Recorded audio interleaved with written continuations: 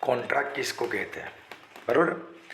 तो contract according to section number 2 subsection number H of the Indian contract act is an agreement enforceable by law.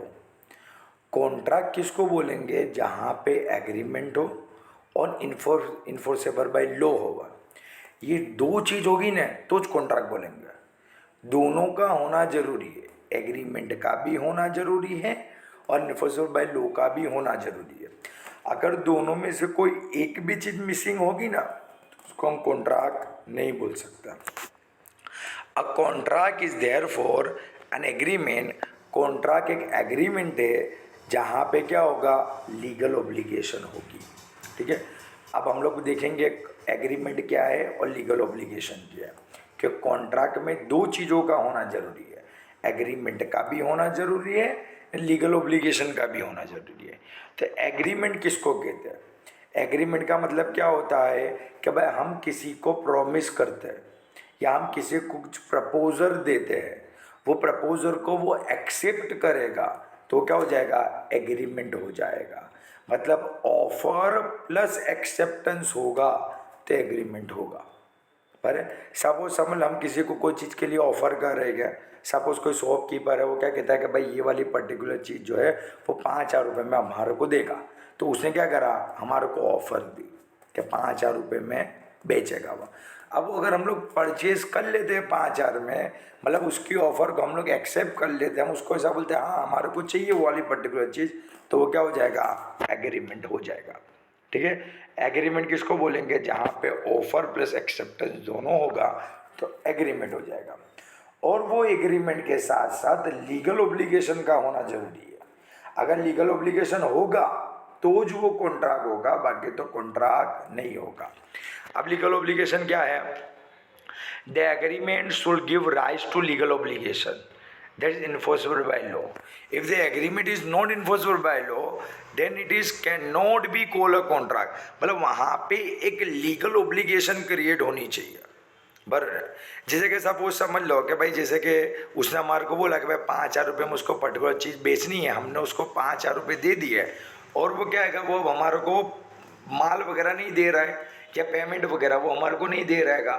बराबर, हमारे को माल वगैरह नहीं दे रहा है ना, तो हमारा पेमेंट हमारे को रिटर्न दे रहा है।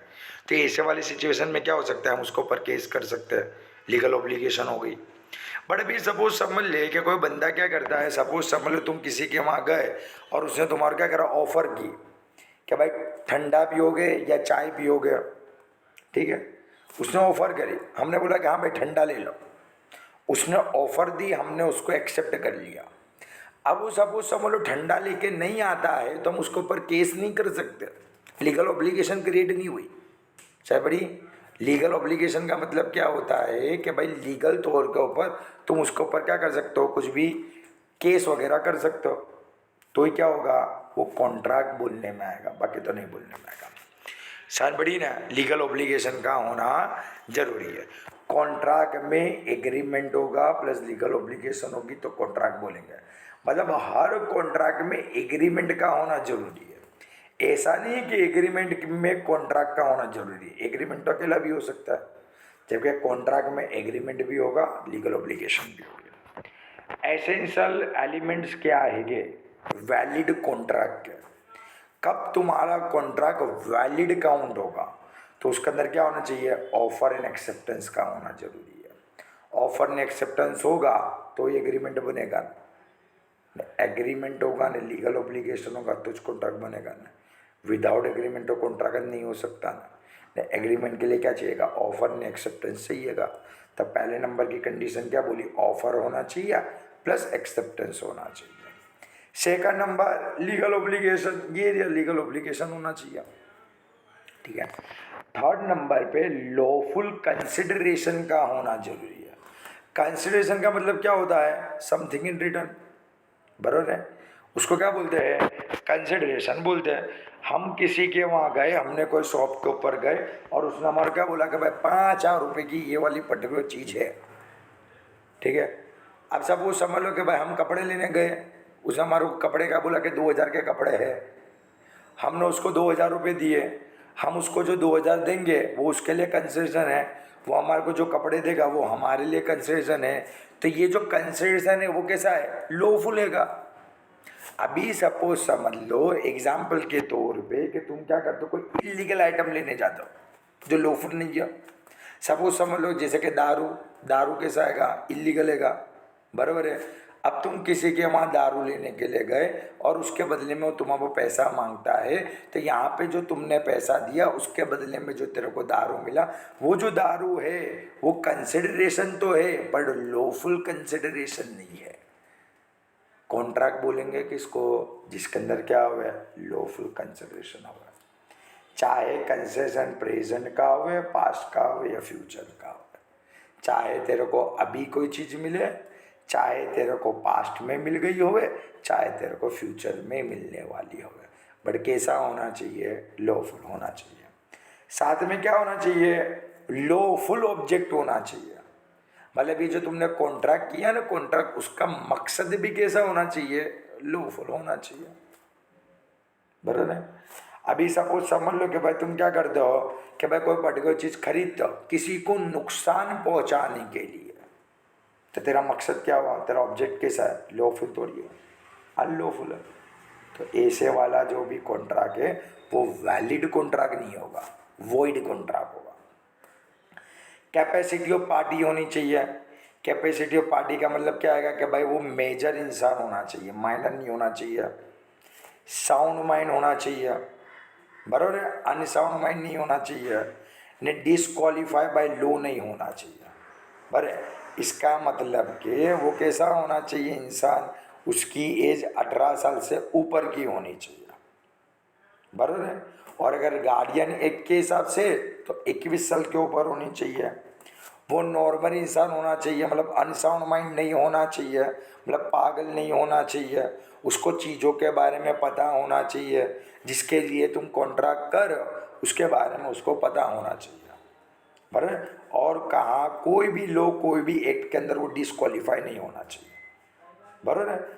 मतलब कि वो ऐसे लोगों के साथ तुम कॉन्ट्रैक्ट नहीं कर सकते हो, अगर करोगे तो तुम्हारा कॉन्ट्रैक्ट वैलिड नहीं होगा। वैलिड नहीं होगा मतलब वॉइड होगा। नेक्स्ट आता है सर्टेनिटी। तुम जो कॉन्ट्रैक्ट करोगे ना वो सर्टेन चीज़ों के लिए करोगे, अनसर्टेन चीज़ों के लिए नहीं करोगे। सर्टेन चीज़ का मतलब क्या होता है, जिसका होना कैसा हुआ फिक्स हुआ है। अनसर्टेन मतलब जो फिक्स ना हो। जैसे कि सपोज समझ लो फॉर एग्जांपल के तौर पे कि जैसे कि हम किसी के साथ कॉन्ट्रैक्ट करते हैं कि भाई आज बारिश गिरेगा। अब बारिश गिरना नहीं गिरना तो क्या हुआ, अनसर्टेन हुआ, फिक्स थोड़ी है, बराबर। तो अगर तुम अनसर्टेन चीज़ों के लिए कॉन्ट्रैक्ट करोगे तो तेरा कॉन्ट्रैक्ट वैलिड नहीं होगा।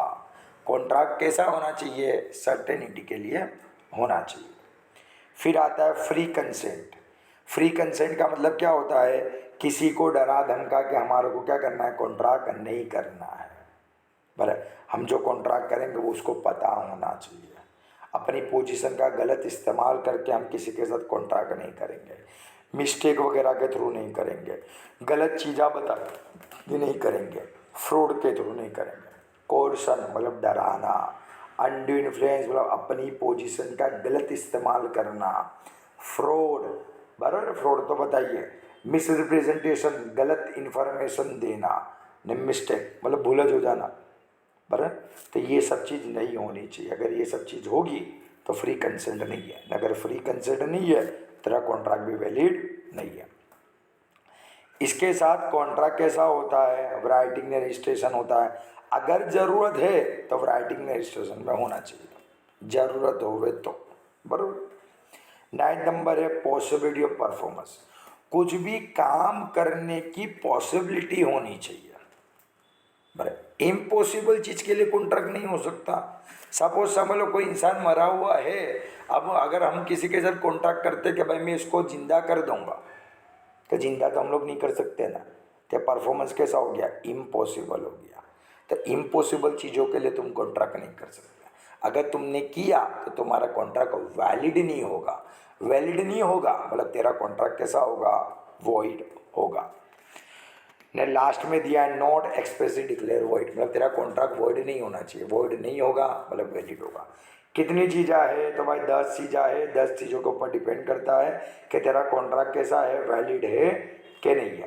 पहले नंबर पे ऑफर ने एक्सेप्टेंस का होना ज़रूरी है, बराबर। सेकंड नंबर पे लीगल ऑब्लिगेशन, कंसेशन लॉफुल होना चाहिए, ऑब्जेक्ट तेरा मकसद का लॉफुल होना चाहिए, कैपेसिटी ऑफ पार्टी मतलब माइनर वगैरह अनसाउंड माइनर वगैरह के साथ हम लोग कॉन्ट्रैक्ट नहीं कर सकते हैं।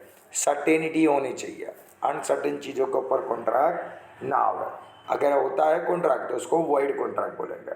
फ्री कंसेंट होना चाहिए, डराए धमकाए बिना का कॉन्ट्रैक्ट होना चाहिए, राइटिंग रजिस्ट्रेशन का होना चाहिए, पॉसिबिलिटी ऑफ परफॉर्मेंस मतलब तुम उसको परफॉर्म कर सको ऐसा होना चाहिए।